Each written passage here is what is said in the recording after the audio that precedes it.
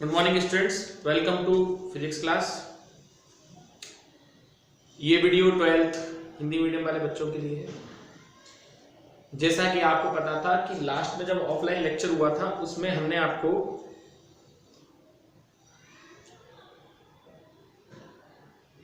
कुछ फॉर्मूले बताए थे, जिसमें से मैंने आपको जो सूत्र कराए थे वो कराए थे आपको चुंबकीय प्रवृत्ति, चुंबकन तीव्रता, चुंबकन क्षेत्र और चुंबकीय पारगम्यता। ये सूत्र कराए थे। आज मैं आपको कराऊंगा very very most important topic है और वो है विभिन्न चुंबकीय राशियों के मध्य संबंध। तो आइए देखते हैं।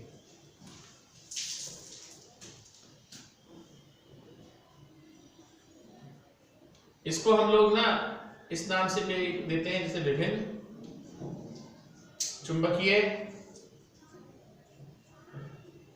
राशियों के मध्य संबंध।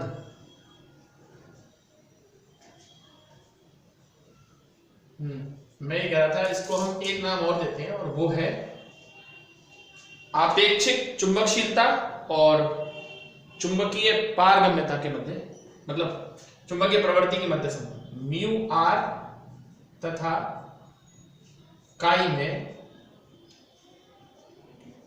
संबंध। म्यू आर और काई में संबंध। ठीक है, अब हमको ये बताना है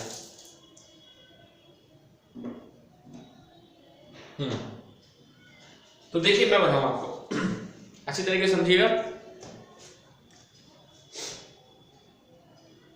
जब किसी पदार्थ को आप परिनालिका के भीतर रखते हैं, किसी चुंबकीय पदार्थ को परिनालिका के भीतर रखते हैं, जैसे ये चुंबकीय क्षेत्र है, ये कोई चुंबकीय पदार्थ है।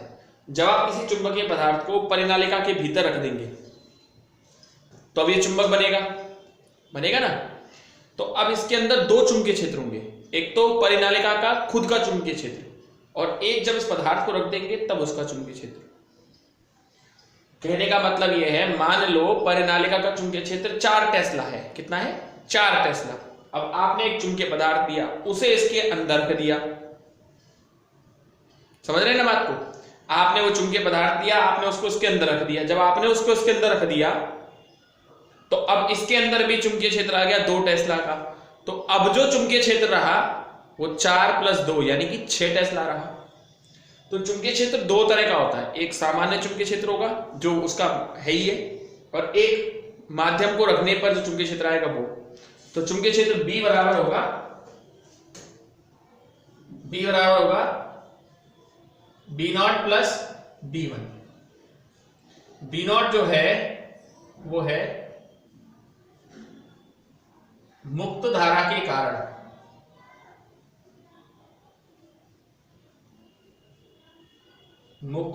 कारण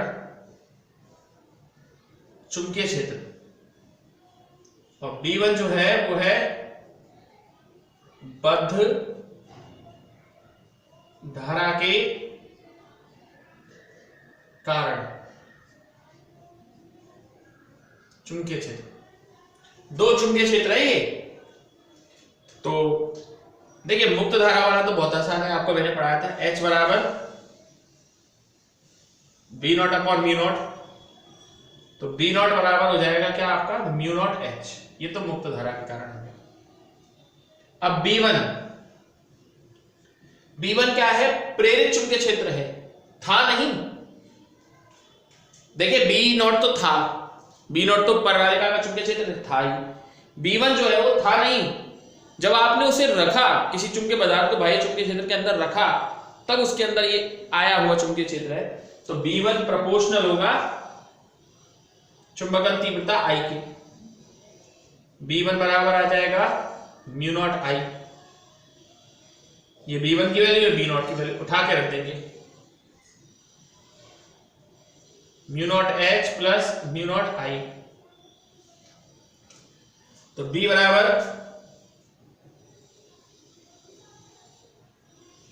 μ0H + I। वैसे B बराबर कितना होता है हम जानते हैं। ऐसा करो, चलो कोई बात नहीं। वैसे B बराबर होता है μ/H। तो म्यू बराबर हो जाएगा B इंटू एच। तो ये रख सकते हो B into H, sorry B into H नहीं, उल्टा कर दिया, उल्टा बता दिया सर। B बराबर होता है म्यू एच, यानी कि ये फॉर्मूला था H बराबर B अपॉन म्यू।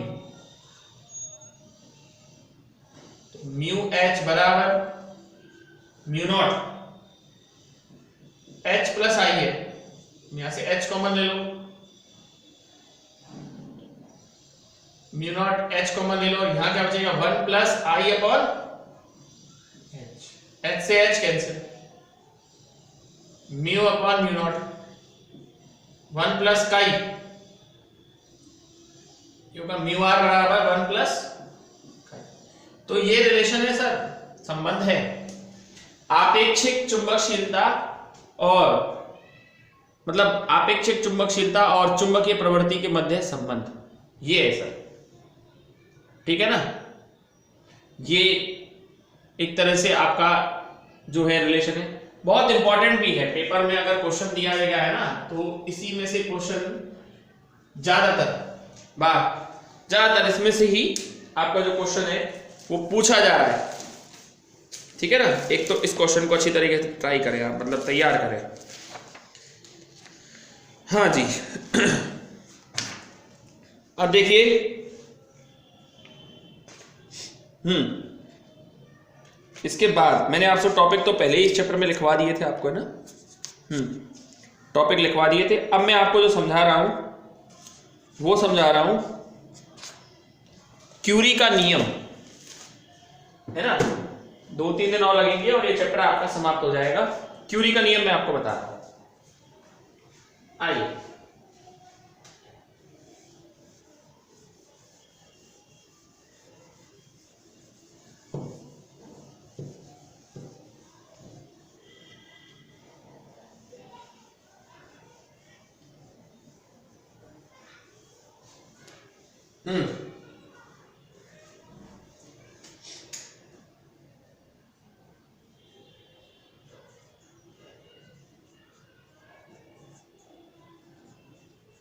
क्यूरी का नियम देखिए, 3 तरह के पदार्थ हैं।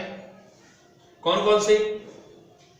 एक तो है प्रतिचुंबकीय, एक है अनुचुंबकीय और एक है लौह चुंबकीय। तो क्यूरी का जो नियम है वो अनुचुंबकीय पदार्थों के लिए होता है। किसके लिए होता है? अनुचुंबकीय पदार्थों के लिए।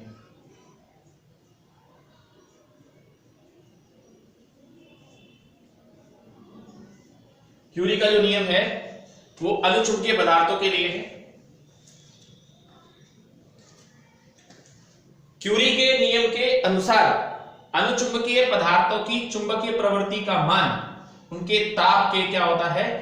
व्युत्क्रमानुपाती, काई प्रोपोर्शनल टू 1/T। क्यूरी के नियम के अनुसार अनुचुंबकीय पदार्थ की चुंबकीय प्रवृत्ति का मान उसके ताप के क्या होता है? व्युत्क्रमानुपाती, काई प्रोपोर्शनल टू 1/T। और काई बराबर हो जाएगा C/T, जहां पे C जो है वो समानुपाती स्थिरांक है, जिसे हम क्या कहते हैं? क्यूरी नियतांक। क्यूरी का जो नियम सॉरी क्यूरी का जो नियम है वो अनुचुंबकीय पदार्थों के लिए लगता है, जबकि जो क्यूरी बाइस का नियम है, एक और नियम है, वो लौह चुंबकीय पदार्थों के लिए लगता है। वो है आपका, बहुत इंपॉर्टेंट है दोनों, ये सुनो सर, ये भी इंपॉर्टेंट है और ये भी इंपॉर्टेंट है। ये क्यूरी बाइस का नियम है।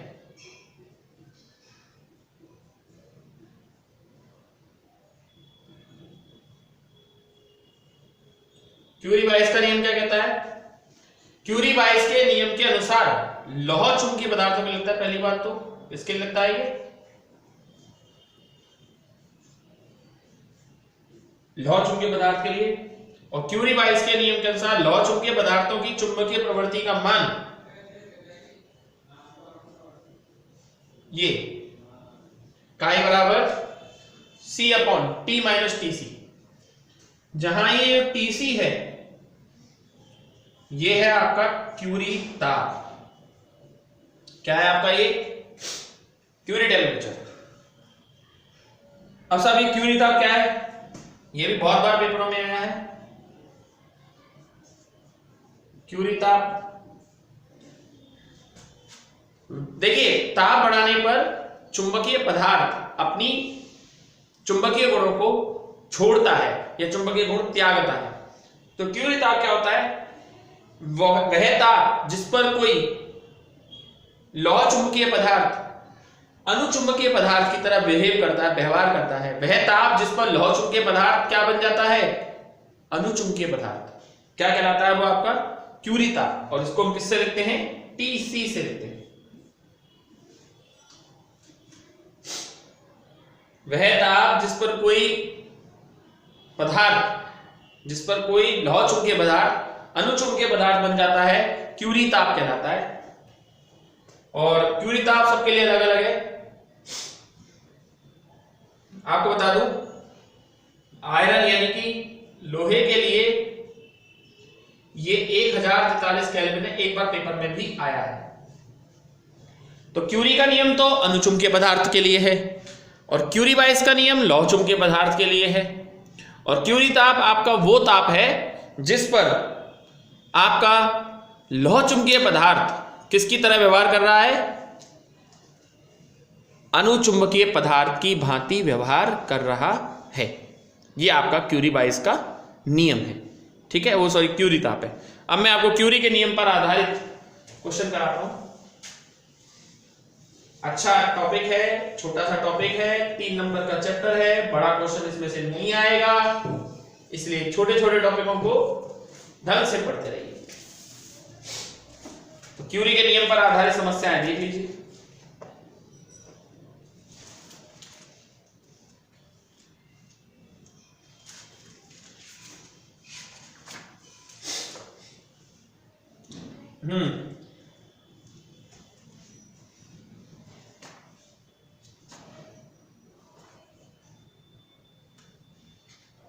आपको किताब में भी कहीं मिल जाए तो जरूर करिएगा। देखिए सबसे पहले नवा क्वेश्चन है, आप देख लेना अपनी किताब में। एक अनुचुंबकीय पदार्थ के लिए 120 केल्विन पर चुंबकीय प्रवृत्ति, टेम्परेचर T बराबर है 120 केल्विन और चुंबकीय प्रवृत्ति काई बराबर कितना 0.60। तो अनुचुंबकीय पदार्थ के लिए काई बराबर क्या होता है, C अपॉन T। तो C बराबर क्या होगा, काई इंटू T। काई कितना है, पॉइंट हटा दो, 2 जीरो आएंगी, 1 जीरो से 1 जीरो क्या, 1 जीरो से 1 जीरो क्या, 12 6 72 है ना। अब वो ये क्या कह रहा है इसको, अब वो कह रहा है कि अगर टेम्परेचर T बराबर 27 डिग्री सेल्सियस कर दे तो काई की वैल्यू क्या होगी, तो 27 प्लस 273 300 केल्विन हो गया। काई बराबर हो जाएगा C अपॉन T। C कितना है 72 और T कितना है 300। तो काटिए, 3 दूनी 6,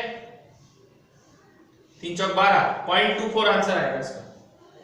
ये नवा क्वेश्चन है, आप देख लीजिए। नवा क्वेश्चन क्यूरी के नियम पर आधारित क्वेश्चन है, ठीक है ना। 8वां क्वेश्चन, 8वां क्वेश्चन क्यूरी बाइस के नियम पर है, क्योंकि ऊपर लिखा हुआ है लौह चुंबकीय पदार्थ। एक लौह चुंबकीय पदार्थ जिसके लिए क्यूरी ताप TC बराबर कितना 300 केल्विन, यदि 450 केल्विन ताप पर पदार्थ की चुंबकीय प्रवृत्ति 0.6 है, यानी T बराबर कितना 450 के, जिस पर काई बराबर कितनी 0.6। तो क्यूरी नियतांक का मान पूछ रहा है, काई बराबर क्या होता है C upon T minus TC। 0.6 C हमें निकालना है, 450 माइनस 300, 0.6 बराबर C बटे क्या आएगा 150 और C बराबर 150 इंटू 0.6, पॉइंट हटा दो, एक जीरो लगा दो, 15×90, तो 90 केल्विन, क्योंकि चुंबकीय प्रवृत्ति का तो वैसे भी कोई मात्रक नहीं है। तो ये थी सर आप लोगों के लिए क्यूरी के नियम पर आधारित समस्या और क्यूरी का नियम। आज आपने बहुत इंपॉर्टेंट टॉपिक पढ़े हैं।